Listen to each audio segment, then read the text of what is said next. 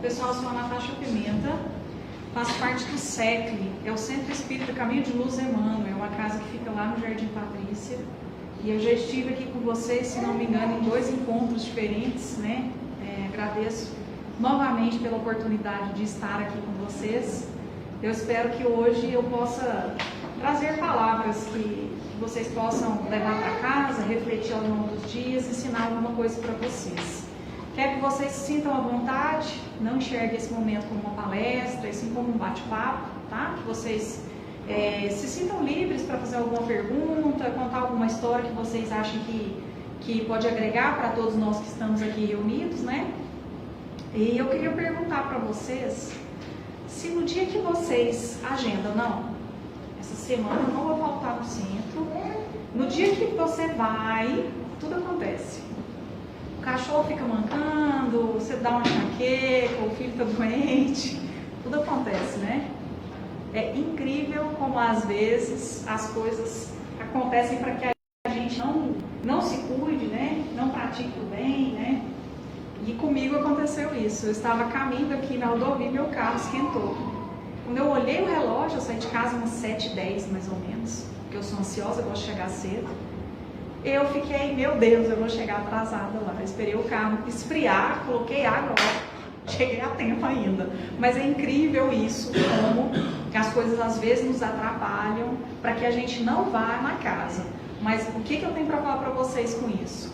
Gente, vamos rebolar aí e dar um jeito, porque é isso que a gente precisa estar na casa, né?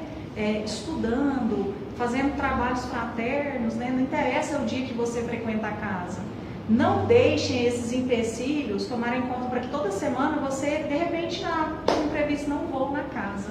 Não façam isso, gente. Não colaborem com as energias ruins, né?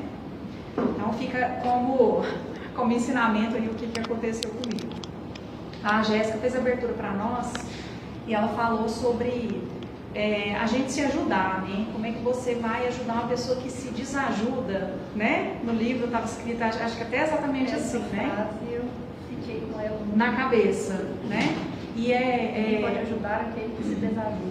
Isso. E hoje nós vamos falar sobre a cura. E aí a gente vai, ao longo dessa noite, eu quero que vocês reflitam na pergunta que é o tema. Eu me permito me curar? Guarda a pergunta aí, que no final cada um vai ter a sua resposta dentro do coração. A cura vai além do físico, é também emocional e espiritual. Jesus mostrou que a alma também precisa de cura e que ela começa quando permitimos que Ele nos toque no íntimo. Isso é muito óbvio, né, gente?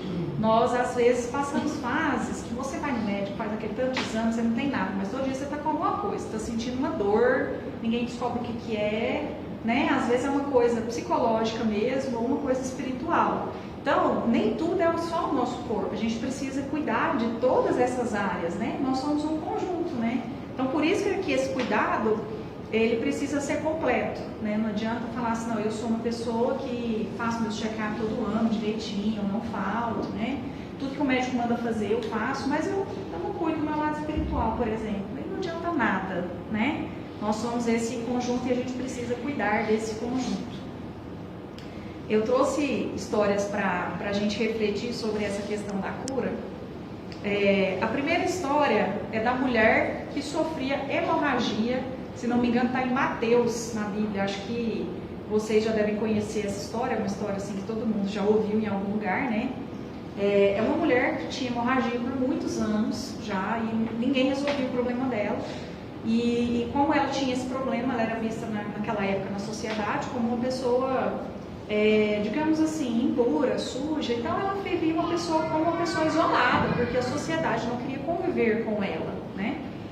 E aí ela já não aguentava mais essa situação e com muita fé pensou, vou tocar na roupa de Jesus, eu vou andar atrás dele, eu vou tocar a roupa dele e eu vou ser curada. E com fé ela fez isso, né? Correu lá atrás e tocou a roupa. E aí Jesus falou, quem me tocou? Porque ele sentiu que era um toque diferente, né?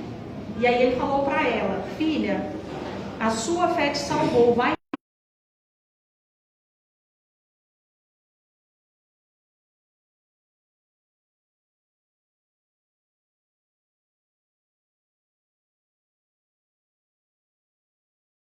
né? E desde então ela, como um agradecimento, né? A mente da pessoa, imagina vocês numa situação dessa, a mente da pessoa se modifica, né? Essa outra história que eu vou contar é uma história verídica, foi um médico que relatou, inclusive um médico assim, bem descrente, que não tem muita crença em nada, não fala que é ateu, mas também não deixa de ser, sabe? Aquela pessoa meio assim, não sei nada, não vou em nada, acredito muito, mas não desacredito. Ele foi fazer como se fosse uma residência numa cidadezinha pequenininha do Nordeste, cidade bem assim pobre, o pessoal bem simples, né? E os atendimentos eram gratuitos, nos postinhos, né? E ele estava atendendo como ginecologista lá nesse local, né? E aí chegou uma senhora, muito simples, né, daquele vilarejo ali, uma senhora assim, pobrezinha e muito simples, com dificuldade até de conversar, ela não sabia falar algumas palavras durante a consulta e tudo mais. Aí ele foi examinar essa senhora e ele viu que ela estava com câncer no útero em estágio avançado, avançadíssimo, que não tinha o que fazer com aquela senhora. Mas ele se sentia inseguro desse diagnóstico, porque ele estava lá justamente para praticar, né? Então ele falou, nossa, eu não posso dar esse diagnóstico para ela sem ter certeza, e eu não estou confiando no que eu estou vendo. Eu preciso falar com o meu professor sobre o caso dela. E falou a verdade com a paciente, ó, eu quero conversar sobre o seu caso com o meu professor, e eu queria que você retornasse aqui amanhã para a gente conversar sobre isso. Mas eu quero conversar com ele antes. Pode ser, não, tudo bem, na maior humildade, a senhora foi embora. E assim ele fez. Foi conversar com o professor dele sobre o câncer dessa senhora. E aí eles, naquele diálogo, o professor confirmou para ele, não, realmente é um câncer, o estágio já está avançado, então tem o que fazer. Aí a senhora voltou lá no outro dia e ele tinha que dar essa notícia para essa senhora, que ele pensava que mal entenderia o que ele estava falando. E aí, antes dele conversar com ela, falou assim, olha, eu sei que alguma coisa tem. Porque você falou que ia conversar com outra pessoa para depois falar comigo, então alguma coisa eu sei que eu tenho. Mas antes de você me falar o que é, eu quero te contar a minha história. Você pode me ouvir? E o médico disse que sim. E como que é a história dela? Uma senhora com 6 filhos pequenos, 6 crianças, que não tinham o pai, porque o pai foi embora, abandonou a família, e ela cuidava sozinha das 6 crianças. Então, era uma situação muito complicada, né? Porque aí ela já não tinha mais a mãe, não tinha o pai, não tinha marido, quem que ia cuidar desses 6 meninos que eram pequenos, escadinha? E aí ela falou para ele assim, então doutor, por que eu tô te contando isso? Eu não sei o que você vai falar que eu tenho, mas não me interessa. Você tem que me curar, porque eu tenho que cuidar dos meus filhos.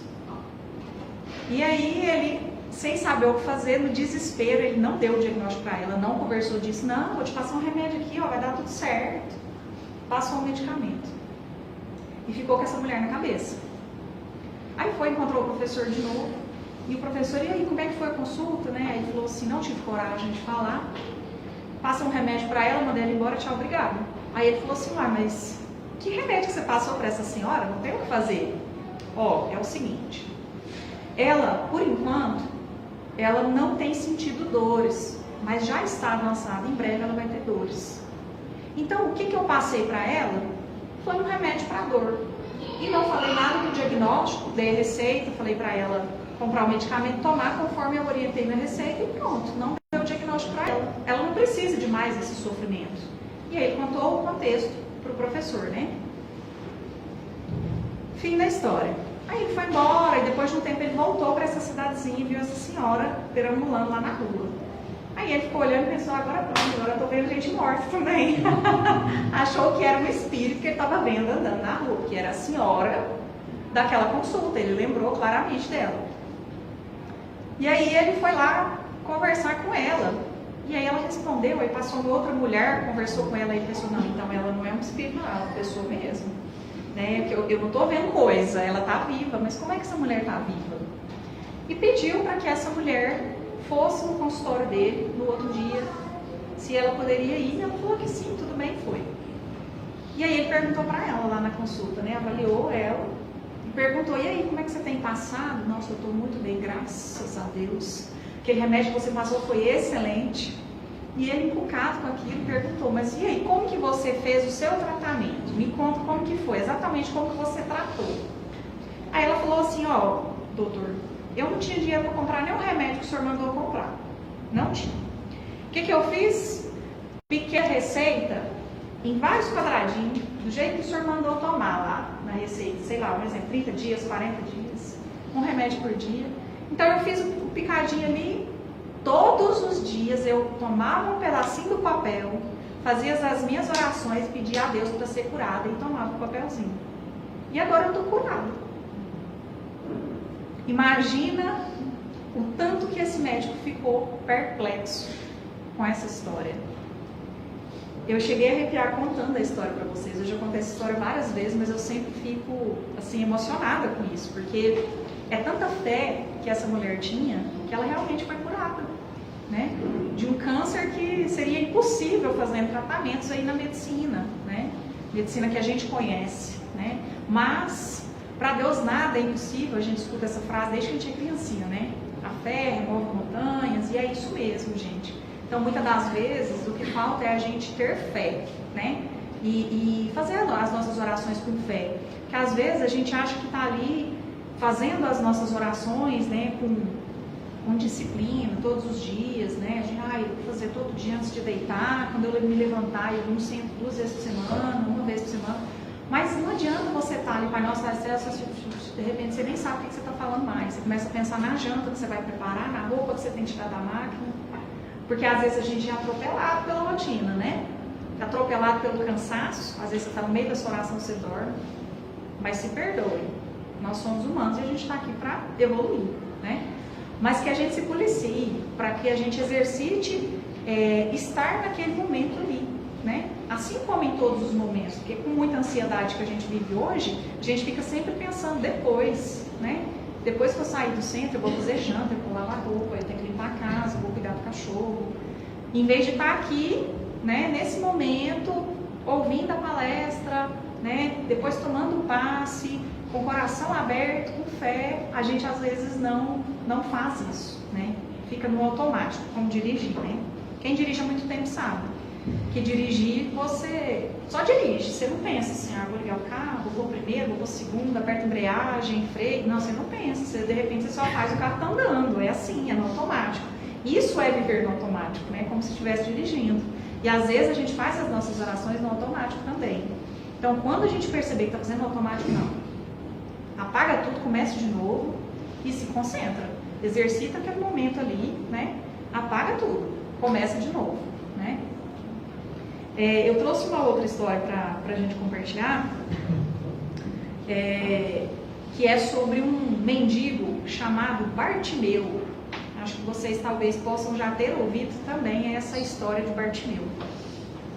À beira do caminho de Jericó, havia um cego mendigo chamado Bartimeu, filho de Timeu. Ao ouvir que Jesus passaria por ali, ele começou a clamar: Jesus, tem misericórdia de mim. Muitos tentaram fazê-lo calar, mas ele gritava ainda mais alto. Jesus então parou e mandou chamá-lo. Quando Bartimeu soube, jogou de lado a sua capa, símbolo de sua condição de mendigo e de dependência, e foi ao encontro do mestre. Jesus lhe perguntou: o que queres que eu te faça? Bartimeu respondeu: mestre, que eu veja. E Jesus lhe disse: vai, a tua fé te salvou. Imediatamente Bartimeu recuperou a visão e passou a seguir Jesus pelo caminho. Imagine essa situação. Bartimeu, mendigo, cego, até com a capa, que nessa época que os mendigos eram cadastrados para que você pudesse pedir nas ruas. Se você não tivesse esse cadastro, você não podia fazer isso, né? E ele, naquele momento, ele teve tanta fé de que daria tudo certo, que ele iria mudar de vida, que ele jogou a capa dele, que era o símbolo do cadastro dele. Jogou fora, porque ele sabia que Jesus iria curar ele, que ele iria voltar a ver, né? E desde então ele começou a seguir o mestre, mudou de vida completamente, né? E imaginem isso acontecendo hoje, como que a gente iria reagir? Você não enxerga, de repente você enxerga, né? De acordo com a sua fé. é como a história anterior, né, do médico. Então, assim, muitas coisas a gente como uma sociedade humana, a gente não sabe explicar. Mas o que salvou essa mulher desse câncer avançado, né? O que fez o Bartimeu voltar a ver? É a fé, né?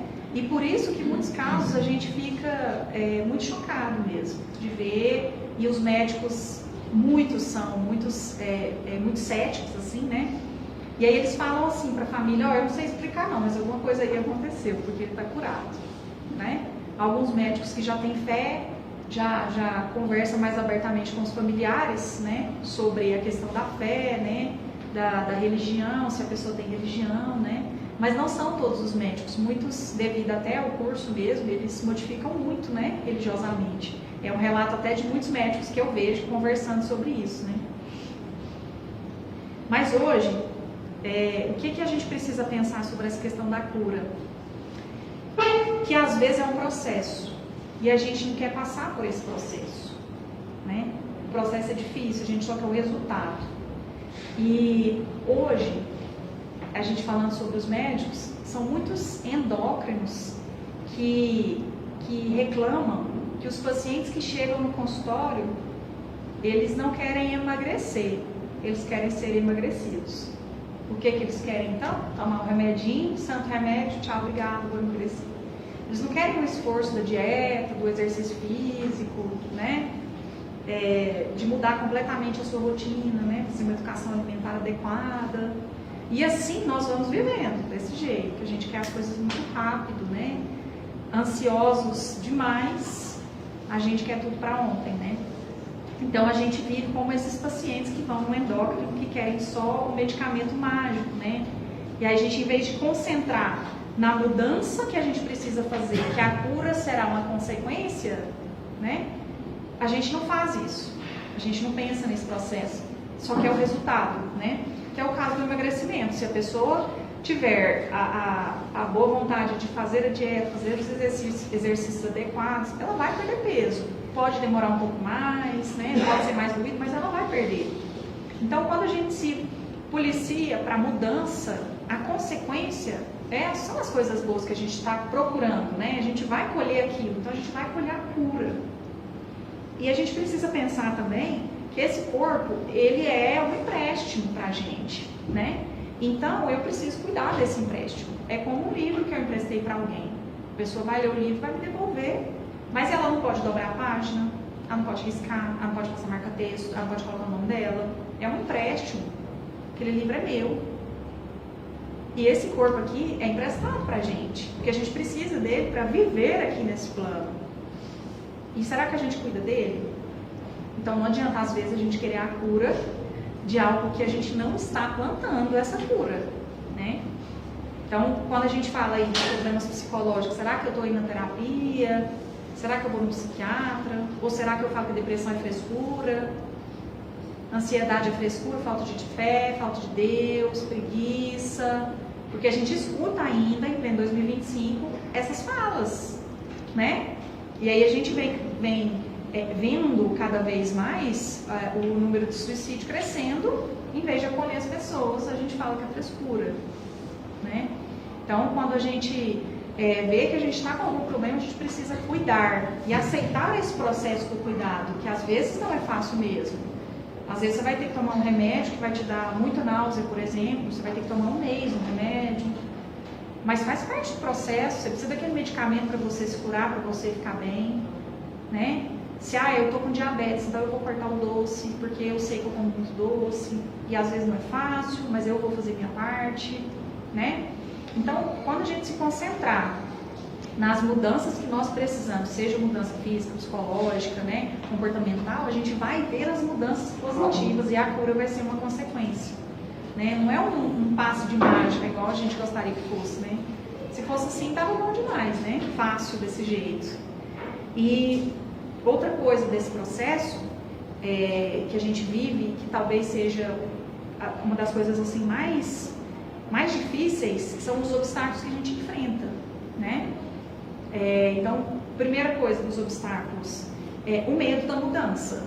Tudo que você faz todo dia, você não quer mudar, porque você já tem aquele hábito. Então a gente não quer mudar nada, você quer viver todo dia do mesmo jeito, né? Então o medo da mudança, mesmo que você acredite dentro de você que lá na frente aquilo vai ser positivo, ainda tem sentimento de medo, de insegurança, de ansiedade, né? Então que a gente consiga driblar, né, esses sentimentos que às vezes vem, esse tipo de pensamento que a gente fica na cabeça, né? Orgulho, egoísmo, ressentimentos, isso atrapalha demais a gente, né?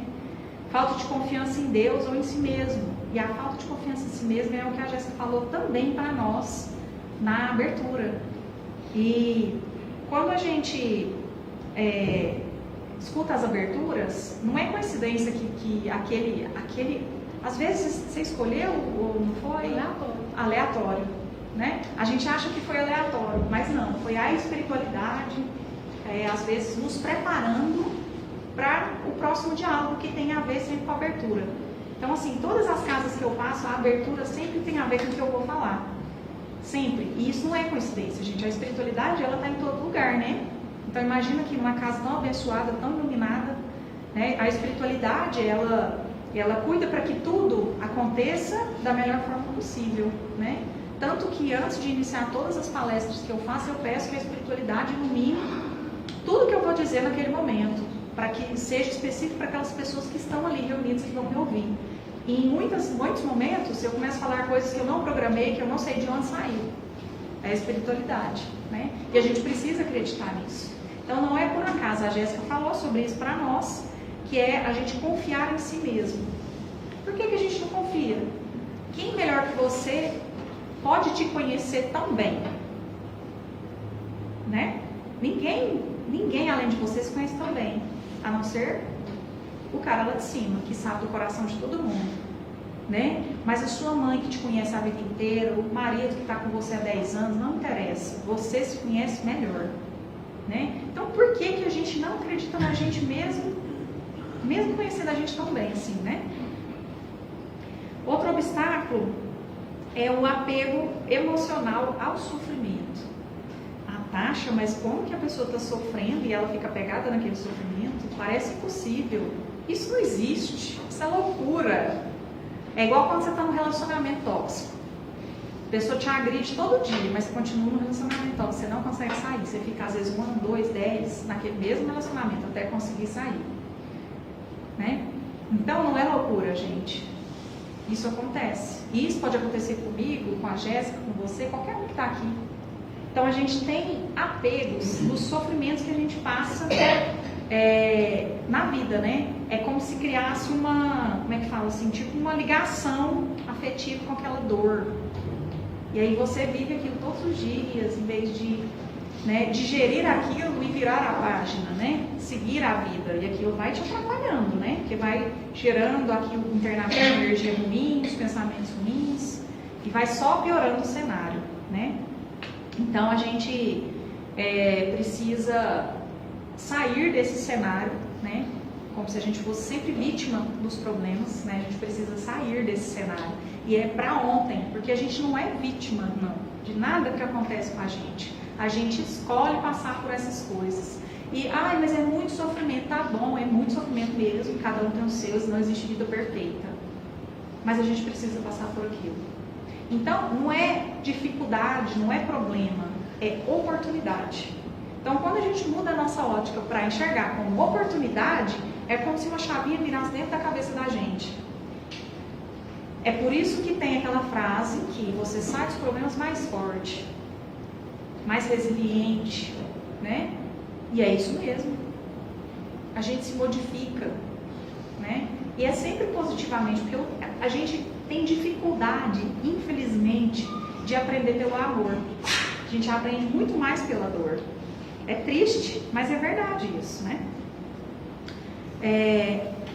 Essa questão do apego, né, ao sofrimento, a pessoa às vezes fica tanto tempo naquele vitimismo, naquele cenário ali, que é como se fizesse parte da vida dela, né? Ela não sabe viver sem aquele problema, né? E a gente vê muito esse cenário no luto. Porque eu perdi meu pai, perdi meu irmão, foi uma morte muito trágica, ele foi assassinado. E a pessoa vive o resto da vida de vítima daquela situação que o irmão foi assassinado. Todos nós iremos partir daqui, gente. Aqui é uma passagem, nós somos viajantes, né? Então o que a gente precisa pensar? O desencarne para a gente, mesmo espíritas que, né, entendemos que a vida continua, que a gente vai encontrar essas pessoas, às vezes é muito doído. Mesmo assim. Então a gente tem dificuldade ainda. E a gente ainda está elaborando isso, né? Mas a gente não pode ver o resto da vida como vítima, né? Ah, porque eu sofri demais com aquela morte, né? Mas não, às vezes a pessoa fica tanto ali naquele cenário de sofrimento, de dor, que ela não consegue viver sem aquela dor mais. Ela como se aquela dor fizesse parte dela. É parte de quem ela é. Ela se desconhece sem aquela dor. Então imagina isso, que coisa. Não é possível que a gente quer viver desse jeito, né? A gente não quer, né? Muitas das vezes a gente vive dentro dos problemas porque a gente quer, além de ser vítima, a gente quer atenção. É ruim falar isso, né? É muito pesado falar isso, mas é verdade. Muitas das vezes a gente se queixa com as pessoas porque a gente quer atenção, a gente quer ser mimado, né?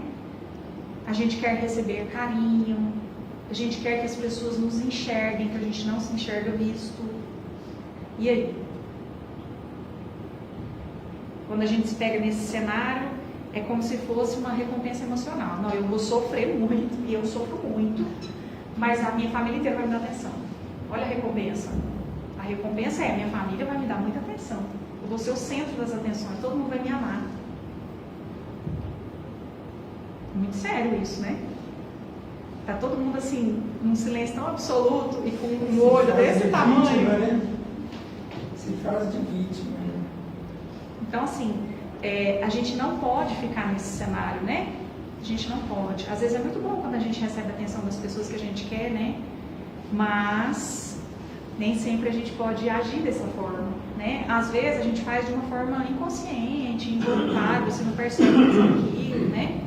Mas, a partir do momento que você tem consciência daquilo, gente, aí é outra história. Que você está fazendo, tendo consciência.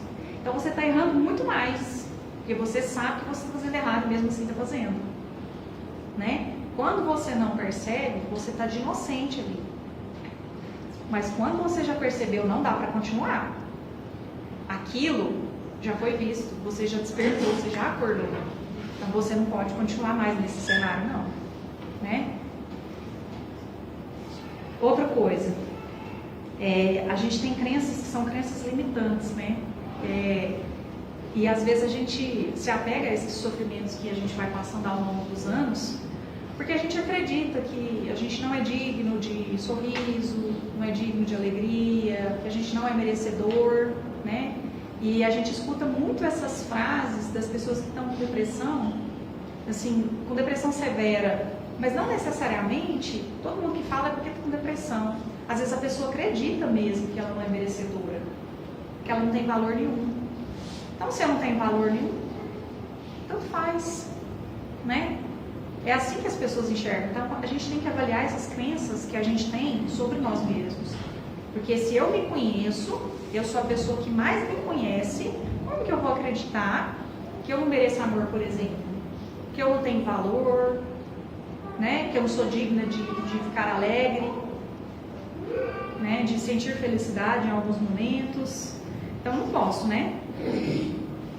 Ou seja, o que a gente precisa buscar? Reforma íntima. Para ontem. Não, ontem tá tarde já, semana passada.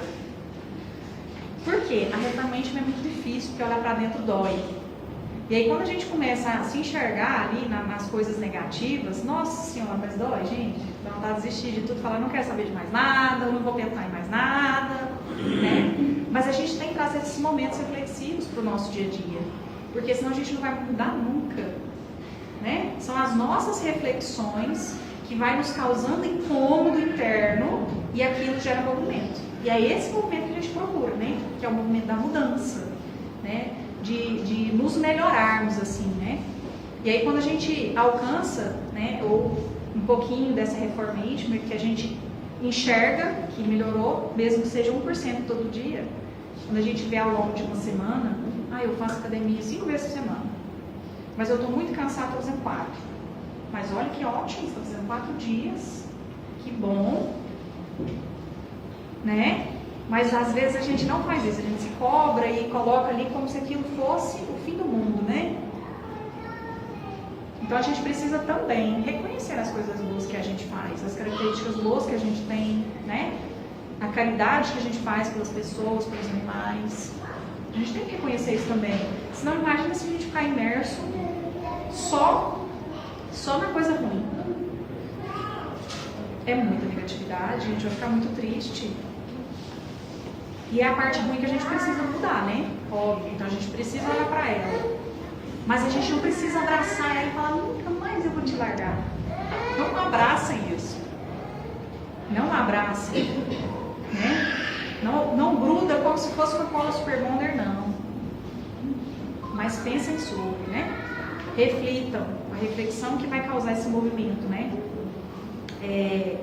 Então, o que a gente precisa pensar? Que a gente precisa fazer uma transformação moral, né? E que a gente vai atingir muitos objetivos que a gente tem aqui nesse plano, né?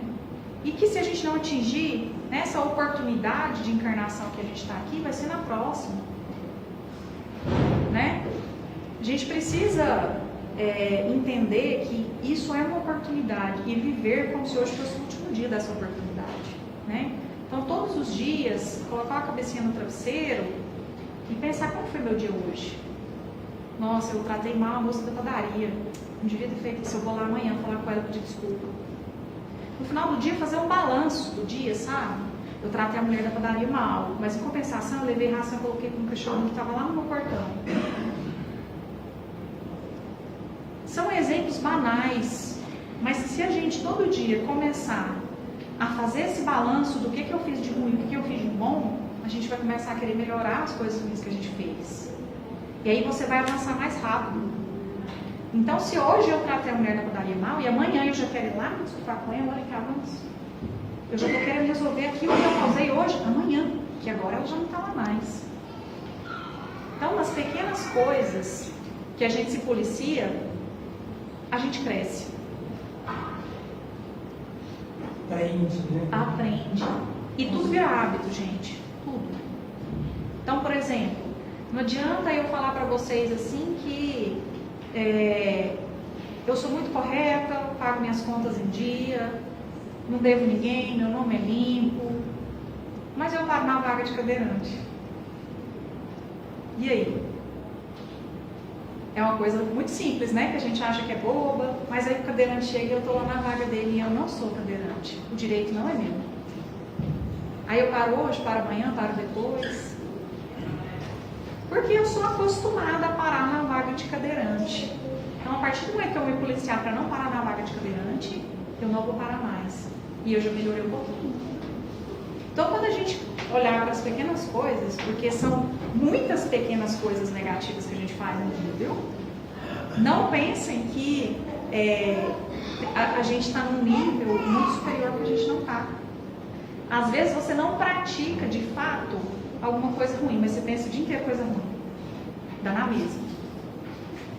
Então você não trata a mulher da padaria mal, mas internamente você está desejando o pior para aquela mulher. Você não fez nada com ela, mas você está emanando ali, né? Então deu na mesma. Por isso que no final do dia a gente precisa fazer esse balanço, que a gente vai conseguir educar os nossos sentimentos, né? Educar os nossos pensamentos, os nossos comportamentos e avançar nesse trajeto de evolução moral, né? De reforma íntima, né? A gente precisa sintonizar mais assim com a lei do amor, da caridade, né? Com as coisas que são boas. A gente é muito bombardeado por coisas ruins. Abre o Instagram, é só notícia ruim, aí você abre o Facebook, notícia ruim, você liga a TV, notícia ruim, aí é seu vizinho trazendo uma fofoca, aí é o outro vizinho falando que bateu o carro, né? Aí é o tempo inteiro a nossa rotina, é assim, bombardeado por coisa ruim demais.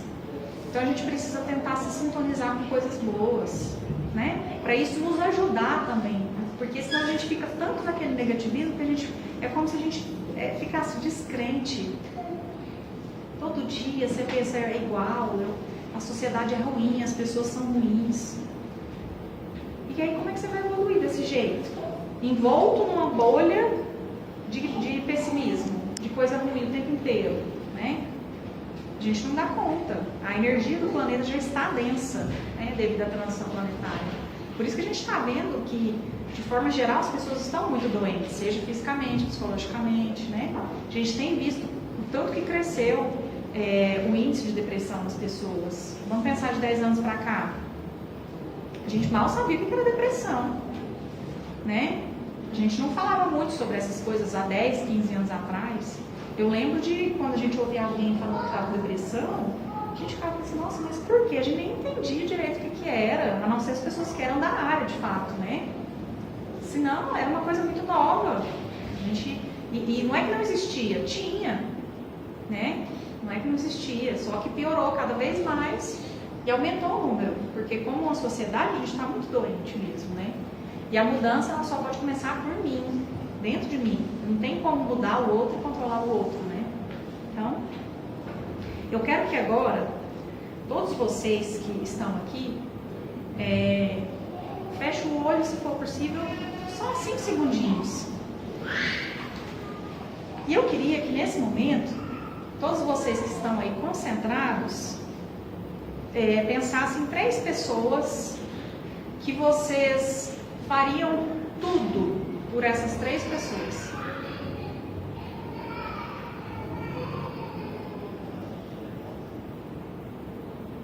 Pensaram? 3 pessoas. Agora eu queria que vocês levantassem a mão. Quem de vocês se colocou na lista das 3 pessoas?